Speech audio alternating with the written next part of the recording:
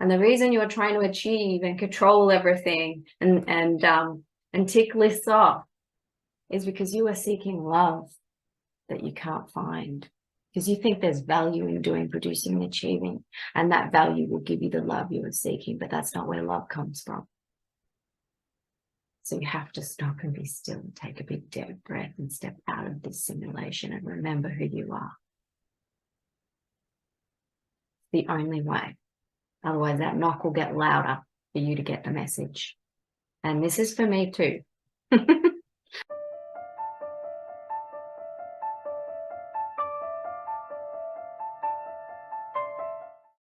Hello there. I'm going to be really honest with you here and tell you that I'm not in the greatest space. The reason I want to do a video anyway is because the very topic that I felt on my heart to share is about this. You see, I find myself still in the programming of busyness. Recently, I got some part-time work. So 3 days a week, I work in an office, a small office, and I love what I do, and I'm very grateful for that. It's in line with what my heart is. So it's in line with helping others, and that's in the counseling area. So I'm doing support work for helping students become counselors. So it's wonderful. It very much complements my role as a coach, a life coach and counselor. So I'm still running my business as a life coach and counselor, but I've squeezed that more condensed into a few days a week, which actually creates a beautiful line between different parts of my life. As a side note, I've always been someone who loves variety and loves dipping my toes in different parts of experience, and that's no less with work. And so this right now in my life is a nice balance. So what I found myself doing is, again, this is a repeated pattern in my own life, which you might relate to, and that is where the perfectionist comes out, the productive achiever comes out, where I have my tick list, my list of things to do. And when I find gaps in my schedule where I don't have anything to do because I've done it all, because I've always been very focused when I want to complete something. So I'll do things. I'll do the hardest things first. I always do that so that I have this sense of relief or relaxation at the end. Now that's something I'm working on, because that has to do with being in this idea of the future. And so I'm recognizing that even having a tick list where you work on the hardest thing first because it'll give you relief is a form of anxiety. Now, I'm not talking about delegating and prioritizing work to get things done. Absolutely. But if it creates some sort of relief or peace of mind because you have got some sort of satisfaction out of the completion of it, meaning that if you didn't, or if you look at it this way, if you didn't complete that thing, you would be still in a state of anxiety or limbo. You would not be at peace. This is the programming that I've been wrestling with in my life, and it's still not released fully. There's things I still need to learn around this. And so I find it quite difficult to let go of a task until I've completed it. And I mean, fully completed it. Yes, this is very much what a perfectionist does. And I won't go too much into it, but we all know that when we have this mindset, we never feel fully satiated, because tomorrow never comes. Our tick lists continue to grow and they are never ending. The hardest tasks continue to come at us. So we never find that satisfaction or relief when it's completed. There's always one more.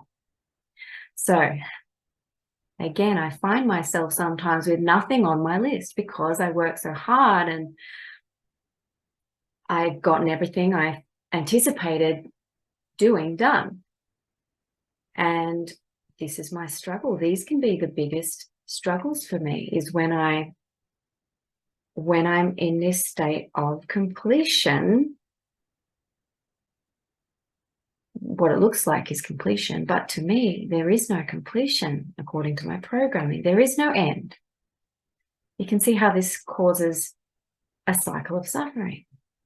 So I have my list and I complete an item, but in my programming, there is no end. There is no full completion of anything. So when all my tasks are ticked off and I'm waiting to feel relief from completion, it never comes. So even in those gaps of my schedule where it's actually an opportunity, stepping back and looking at the holistic picture, to have a break, to go into stillness, to be with Source in commune, to receive inspiration, to make the next inspired action, to relax, to recuperate, to re-energize, to stop, to step out of the simulation. All of these things when we're not doing, producing and achieving and ticking off boxes. But when push comes to shove and I'm in the middle of these days where I'm ticking off this list, that all those amazing, nurturing, sacred ways that I could look after myself and be, I throw out as options. I don't even regard them as options, because my programming is so relentless in saying, no, you haven't completed everything. You've got more to do. You've got more to produce and achieve. Your value is in what you produce and achieve, which is a lie. So you can see how this can be agonizing. I'm sure if you're someone who is programmed with similar programming around value being in what you do, then you might relate to this. So what's the solution? Well, the other day I realized that part of me feeling completely frozen in those moments between when everything's done on my list, but the day hasn't finished. Those moments of I've got nothing to do, but I have to be doing. Otherwise, I'm not of value. You know, that belief, false belief set.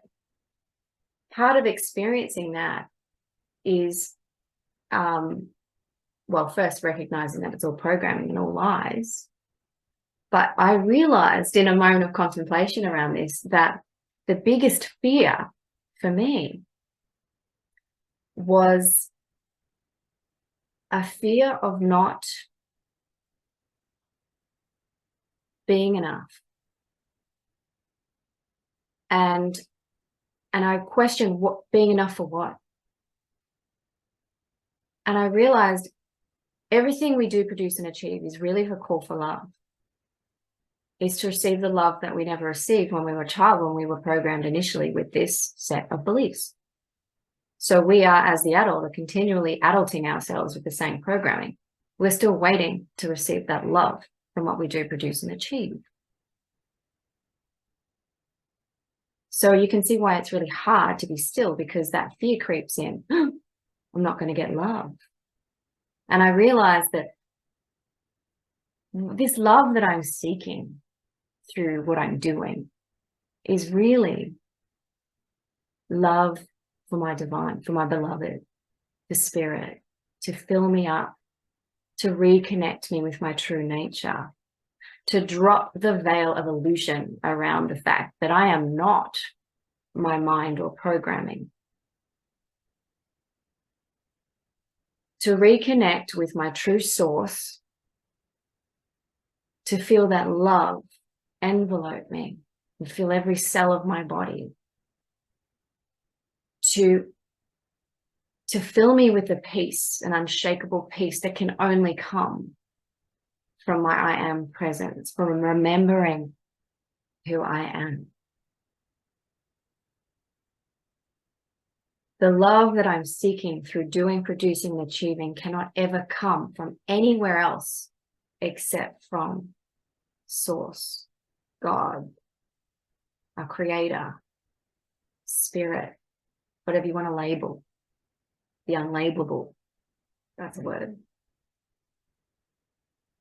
So in this moment of contemplation, I realized all this, and I thought, the biggest fear I have is actually fear of not being able to connect with Source, my beloved, not being able to reach that connection. And the irony is, the catch-22 is, here I am, in my fear, staying busy, doing, producing, and achieving constantly, with the deepest desire to connect to my Source, the divine. Those two things will never work. We don't connect with Source through doing, producing, and achieving in this external world. It will never happen. We connect to Source through stepping out of this world and going within, taking a breath, and in stillness, we can hear the voice of God, if you like. So I realized that what we fear most must be experienced fully within. This is why we do shadow work before it becomes externalized in the outside world.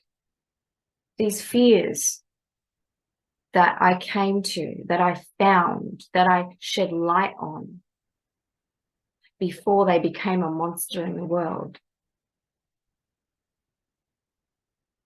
What I'm trying to say here is,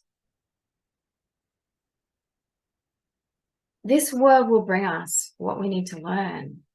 And if I keep relentlessly following my programming, a slave to it, to the mind, if I continue all my working days with these tick lists where I never stop, where I never feel completion, where I freeze in fear because I'm not doing, producing, and achieving and creating value, if I don't learn this lesson, then that knock will get louder and louder in my life. Maybe I'll get some sort of debilitating disease that stops me from working, but also takes other things from me to try and teach me this lesson to stop and be still. We don't know how the universe works, but it's always here to serve us, treating this experience as temporary, because it is. So what we deem as precious in this external world, the universe may not deem as so precious and may take it away from you to teach you something important. And so I was reminded that I have to awaken to this programming so that it is no longer a master in my life, so that I do not receive debilitating physical diseases or some sort of catastrophe or disaster or very hard or difficult challenge in my life to try and wake me up to remember who I am, and that I'm not just this robot doing, producing, and achieving to find some sort of love in the external world.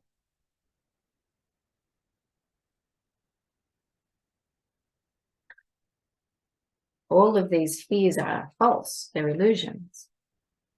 I talk about this a lot, but we have to be like children.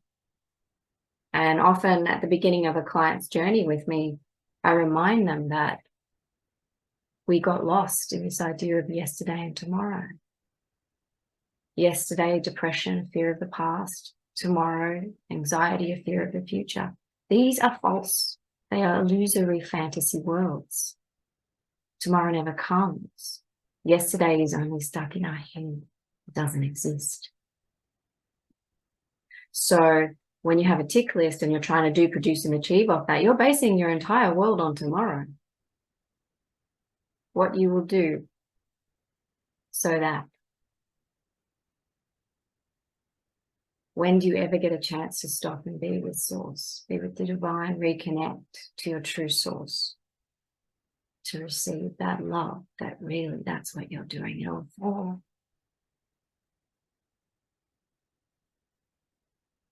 So we want to get back to that natural state that a child is in, which is presence.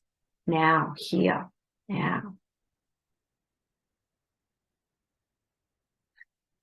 With deep belly breathing, that's what kids do well as well. We forget how to breathe. We breathe shallow. And we continue to be stuck in our head because shallow thoughts lead to shallow breaths lead to shallow thoughts, which is survival mode. So deep belly breaths. Getting back to the now, to the present moment, stepping out of your list and to-dos. Here now. You see, the moment we talk about this stuff, the moment we shed light on it, we are doing shadow work. And it cannot possibly be formed into something more extreme in our lives to wake us up. If we do the work ourselves, if we journal, if we contemplate, if we meditate on things, if we ask questions, we are doing the work, which will make life easier and more in flow. We receive the grace of flow because we are doing the conscious work before it turns into something bigger to wake us up. So life is easier when we do the conscious work. And we dissolve our fears because the light of consciousness dissolves the darkness of shadows. Shadows cannot exist when you see them. And shed conscious observation of them. Not great grammar then. So remember, the reason you are doing these to-do lists and the reason you are staying busy and the reason you are staying distracted and the reason you are trying to achieve and control everything and tick lists off is because you are seeking love that you can't find. Because you think there's value in doing, producing, and achieving. And that value will give you the love you are seeking, but that's not where love comes from. So you have to stop and be still and take a big deep breath and step out of this simulation and remember who you are. The only way. Otherwise that knock will get louder for you to get the message. And this is for me too. The other part of this realization for me was, if we're struggling to take these moments out of our schedule to be still and feel our divine source, we can start with hugs. Yes, hugs. Now, I say this from personal experience because the other day when I was really in the midst of this compulsion from my programming to just keep busy and do, and that I could feel the stress and the tension and the muscles of my nervous system all getting blocked and tortured, right? I was offered a hug from my beautiful husband. And I took a big deep breath as I received this hug because I recognized the sacred quality of this hug and how important and special and priceless the person giving me this hug was. Taking a moment out of his day to give me a moment to be still in presence now. To me, that's a mini version of communing with the divine, because ultimately we are connected to the divine in someone else when we can be present with them in a hug. So your loved ones, your friends, perhaps a colleague, if they're open to it, your pets, stop and give hugs. If you're finding yourself stuck in this cycle of suffering in the do, produce, achieve programming, stop and get a hug or give a hug. Okay, it's a baby step, but you'll sense immediately, you'll feel and you'll know the power of this action in your life. And you will be reminded who you really are in that moment. It's beautiful, and that's receiving that love you're really seeking. You're taking time out to remember your true self and its essence, that of love. Hope this has been helpful. If you like this video, please like, subscribe, and share. Have a beautiful day and get or give a hug. See ya.